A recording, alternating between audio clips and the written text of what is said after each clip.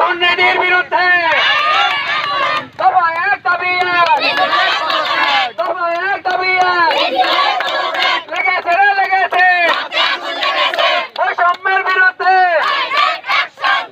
ছাত্র সমাজ কি আছে, শিক্ষক সমাজ কি আছে? দফা এক দাবি এক, দফা এক দাবি এক। প্রিন্সিপাল স্যার 2014 সালে যোগদান করার পরে এই কলেজে সেবাহীন দুর্নীতি সে করে গেছে। সেই কলেজ থেকে টিউশন ফি 12 লক্ষ টাকা দুর্নীতির মাধ্যমে চেক জালিয়াতি করে তুলে নিয়েছে। সে অনার্সের টাকা অফিস থেকে নামে বেনামে বিভিন্নভাবে লক্ষ লক্ষ টাকা উত্তোলন করেছে।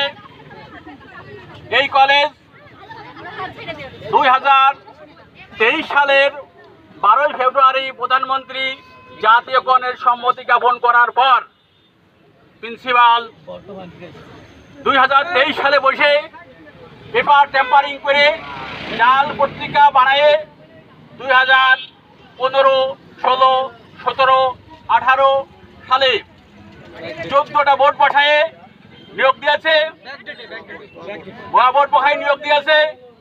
আমরা এই ভুয়া বোর্ডের বিরুদ্ধে ওই সময় কথা বলি। তৎকালীন এমপি আব্দুল হাই ছিলেন সভাপতি। সমস্ত নিয়োগে ওনার স্বাক্ষর ছিল। তারপরে উনি আমাদেরকে ডাকে ওনার অফিসে, প্রিন্সিপাল ভাইস প্রিন্সিপাল সহ অল শিক্ষক কর্মচারীদের ডাকে।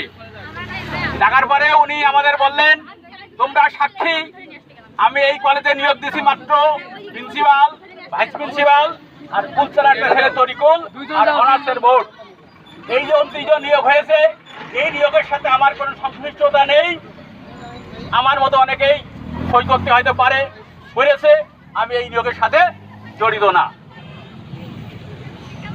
পাশাপাশি উনি এও বললেন যে এত বড় দুর্নীতি করছে তোমরা মারছ না কেন? তারপরে এই প্রিন্সিপাল স্যার এই কলেজে অনেক লাতিগুঁতেও খাইয়েছে, কিন্তু ওনার লজ্জা নেই। উনি তার শ্বশুর বাড়ির ক্ষমতা অর্পণ করে সওদা করতে ছাত্রদের বলে। আপনাদের অধ্যক্ষের নামটা উল্লেখ করেন একটু। মামুনুর রহমান। উনি এখানে যোগদান করেছিলেন কত বছর আগে? 2014 সালের ডিসেম্বর মাসে। আচ্ছা আচ্ছা। কুমারখালী উপজেলার আওয়ামী লীগের সাংগঠনিক সম্পাদক ছিলেন এবং ওনার বিরুদ্ধে পান্ডি কলেজের উনি সভাপতি। ওখানে ওনার বিরুদ্ধে অনেক দুর্নীতির অভিযোগ উঠেছে এবং এই দুর্নীতির কারণে ওনার বাড়িও ভাঙচুর হয়েছে। উনি তার নিজ এলাকায়ও থাকেন না। ওনার এই দুর্নীতির কারণে অনেক গ্যাঞ্জাম হয়েছে। উনি মার্ডার কেসেরও আসামি।